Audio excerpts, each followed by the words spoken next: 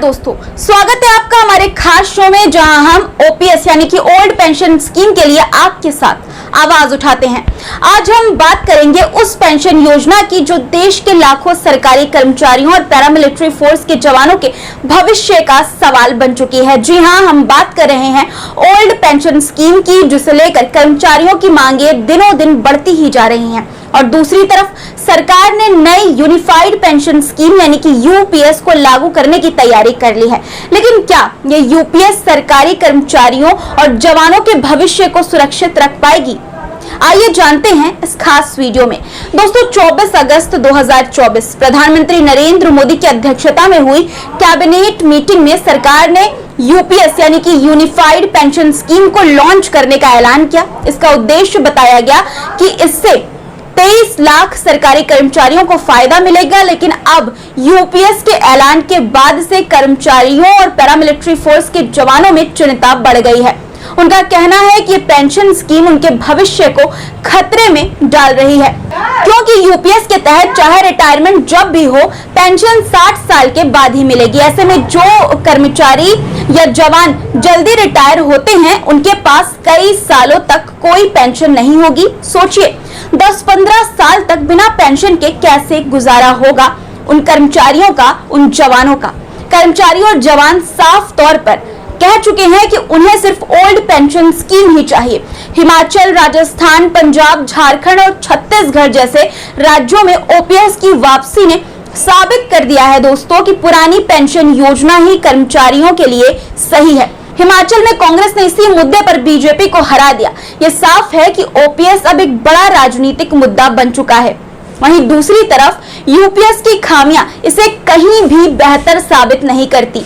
UPS में आखिरी 12 महीने की आपकी बेसिक सैलरी का 50% यानी कि 50% बतौर पेंशन मिलेगा। लेकिन शर्त यह है दोस्तों कि 25 साल की नौकरी होनी चाहिए, और अगर नौकरी 10 साल से कम की है तो न्यूनतम पेंशन केवल 10,000 रुपए होगी। क्या ये पर्याप्त है? बिल्कुल नहीं। सबसे बड़ी चिंता पैरामिलिट्री फोर्स के जवानों की है। वे अपने जीवन को देश की सेवा में झोंक देते हैं, लेकिन यूपीएस जैसी स्कीम उनके भविष्य को खतरे में डाल रही है। उनकी मांग है कि उन्हें भी ओपीएस का फायदा मिलना चाहिए, ताकि रिटायरमेंट के बाद वे एक सुरक्षित और सम्मानजनक जीवन जी सके। वे यूपीएस को ठुकरा चुके हैं, क्योंकि उन्हें पता है दोस्तों कि ये योजना उनके जीवन को बेहतर नहीं बना पाएगी।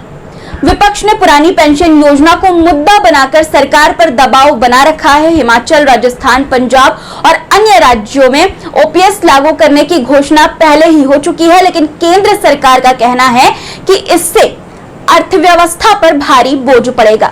सवाल है कि क्या सरकारी कर्मचारी और पैरामिलिट्री फोर्स के जवानों का भविष्य इतना सस्ता है कि उन्हें भविष्य के लिए सुरक्षा भी न दी जाए? प्रधानमंत्री नरेंद्र मोदी जी देश के लाखों सरकारी कर्मचारियों और पैरामिलिट्री फोर्स के जवान आपसे उम्मीद लगाए बैठे हैं। ओल्ड पेंशन स्कीम ने सालों तक सरकारी कर्मचारियों का भविष्य सुरक्षित रखा, तब सरकार को कोई परेशानी नहीं हुई। तो अब क्यों इस यूनिफाइड पेंशन स्कीम को थोपने की कोशिश की जा रही है आपकी सरकार द्वारा? आज जब हर राज्य में ओपीएस की मांग जोर पकड़ रही है, हिमाचल की तरह कई राज्यों में भी इसे लागू किया जा चुका है, ऐसे में एनपीएस के बाद अब यूपीएस जैसी योजना को लागू करने का फैसला आपको चुनाव में भारी पड़ सकता है। जनता की आवाज को नजरअंदाज करना कभी भी सही साबित नहीं हुआ है। हमारी आपसे अपील है कि आप इस मुद्दे पर फिर से विचार करें और ओल्ड पेंशन स्कीम को बहाल करें। देश की सुरक्षा करने वाले जवानों और देश को आगे बढ़ाने वाले कर्मचारियों के भविष्य को सुरक्षित रखना आपकी जिम्मेदारी है। एक बात याद रखिए, ये वही जनता है जो आपको सत्ता में लाती है, और इन्हीं की उम्मीदें आपकी और आपकी पार्टी के भविष्य का फैसला करेंगी। प्रधानमंत्री नरेंद्र मोदी जी देश के लाखों सरकारी कर्मचारी और पैरामिलिट्री फोर्स के जवान आपसे एक ही गुजारिश कर रहे हैं, ओल्ड पेंशन स्कीम को बहाल करें। ये देश उन लोगों का सम्मान करना बाखूबी जानता है जो देश के लिए अपनी जिंदगी दांव पर लगाते हैं, और यही लोग आज आपसे अपने भविष्य की सुरक्षा मांग रहे हैं। इसलिए उनकी मांग को सुनिए। दोस्तों, अगर आप भी ओपीएस की वापसी चाहते हैं तो इस वीडियो को ज्यादा से ज्यादा शेयर करें और इस मुहिम का हिस्सा बने, ताकि आवाज प्रधानमंत्री नरेंद्र मोदी तक पहुंचे। फिर मुलाकात होगी दोस्तों ओपीएस के मुद्दे के साथ। तब तक के लिए अपना रखिए ख्याल और मुझे दीजिए इजाजत। धन्यवाद।